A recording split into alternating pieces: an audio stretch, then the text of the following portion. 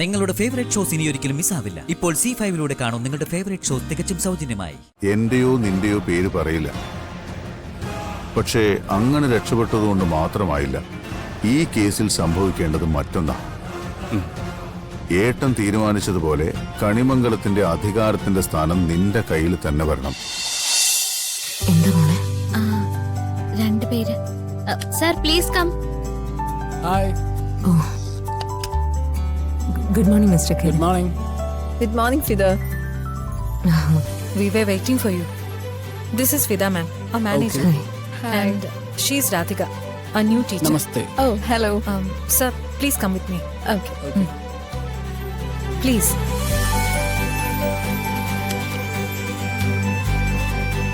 അവർ രണ്ടുപേരും എന്തൊക്കെയോ കുറെ കാര്യങ്ങൾ പറഞ്ഞു. ആ അതെ, ശ്യാമ മാഡത്തിന്റെ കാര്യമൊക്കെ പറയുന്നുണ്ടായിരുന്നു. അത് ഇവരെ പോലുള്ളവരൊക്കെ വരുമ്പോ നമ്മുടെ നാട്ടിലെ ഏറ്റവും അറിയപ്പെടുന്ന കലാകാരികളെ കുറിച്ചല്ലേ സംസാരിക്കുക, അതായിരിക്കും. ആ അതെ. അല്ല, അശ്വതി മാഡം എന്താ ഫിദ മാഡത്തിന്റെ മാനേജർ എന്ന് പറഞ്ഞ്? ഫിദ മാം ഇതിന്റെ ഉടമസ്ഥയല്ലേ? അങ്ങനെ പറഞ്ഞില്ലെങ്കിൽ എന്താ കുഴപ്പം? ഈ സ്ഥാപനം എല്ലാവരുടെയും അല്ലേ? ഇപ്പോ മോളുടെ ഇതാണ്. കുട്ടികളുടെ പെർഫോമൻസ് കാണാൻ വേണ്ടിയിട്ടാ അവര് വന്നിരിക്കുന്നത്. അവരെ ഒന്ന് റെഡിയാക്കണം. ആ കുട്ടികള് ഡാൻസ് ക്ലാസ്സിൽ റെഡിയാ. കുട്ടികൾ മാത്രമല്ല, മോളും അവരുടെ കൂടെ നൃത്തം ചെയ്യണം. അയ്യോ, ഇത്ര വലിയ ആളുകളുടെ മുൻപിലോ ഞാൻ നൃത്തം ചെയ്യാനോ? ഞാൻ പറഞ്ഞ മോള് ചെയ്യില്ല. എന്നാലും തെറ്റും. തെറ്റിക്കോട്ടെ, അമ്മയുടെ മുമ്പിലല്ലേ.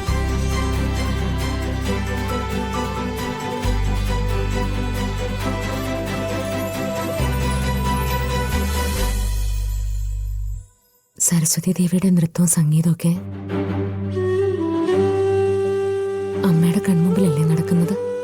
അങ്ങനെയല്ലേ? എങ്കിൽ ചെല്ല, ഒരു ചെറിയ പെർഫോമൻസ് മോള് നന്നായിട്ട് ചെയ്യുന്ന എനിക്ക് ഉറപ്പുണ്ട്. ഈ ഉറപ്പ് കേൾക്കുമ്പോഴേ എനിക്ക് പേടി.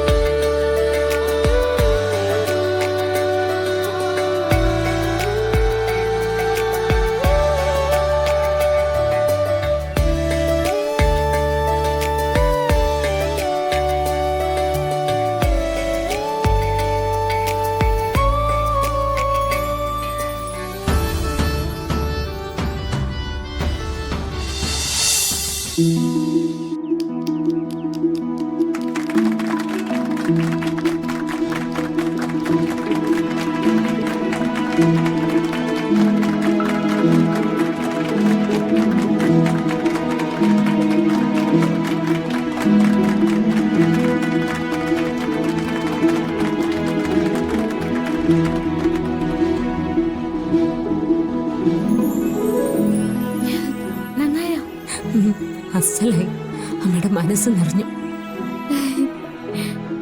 Great performance. Wonderful. ഓ താങ്ക് യു നിങ്ങൾ നല്ല കലാകാരിയാണ്. Thank you. ഇനിയിപ്പോ എന്താ വേണ്ടത് രാധികെ? ശരിക്കും നന്നായിരുന്നോ?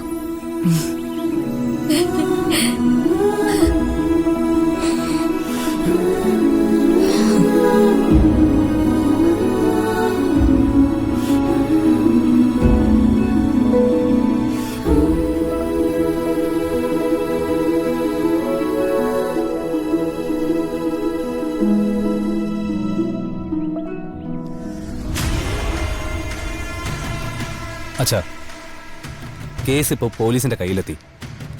നമുക്കെന്തെങ്കിലും ബുദ്ധിമുട്ട് വരുമെന്നാ എന്റെ പേടി.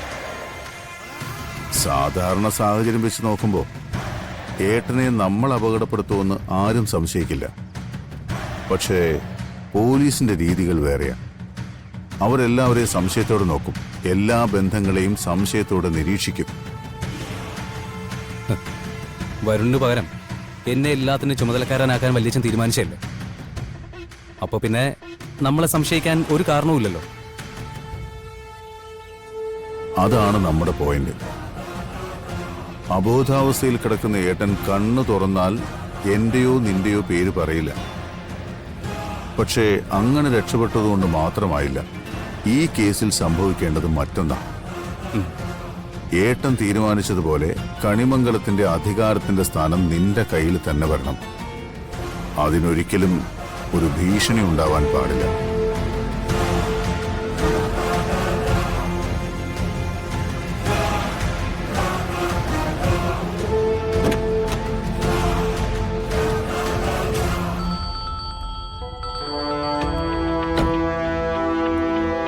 ഹലോ, ആ ചന്ദ്രശേഖരൻ, എന്തൊക്കെയുണ്ട് വിശേഷങ്ങൾ? ആ, ഒരു വിശേഷമുണ്ട് sir. I need your help. ആണോ? എന്താ? പറയാം.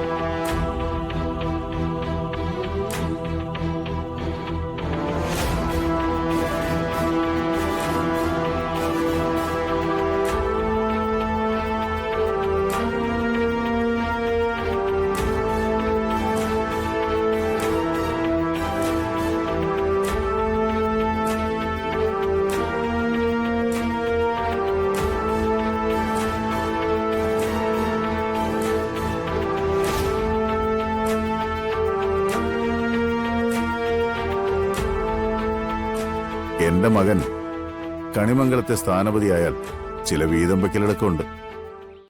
ഡൗൺലോഡ് ചെയ്യൂ C5 ആപ്പ്. കാണൂ എല്ലാ എപ്പിസോഡുകളും സൗജന്യമായി.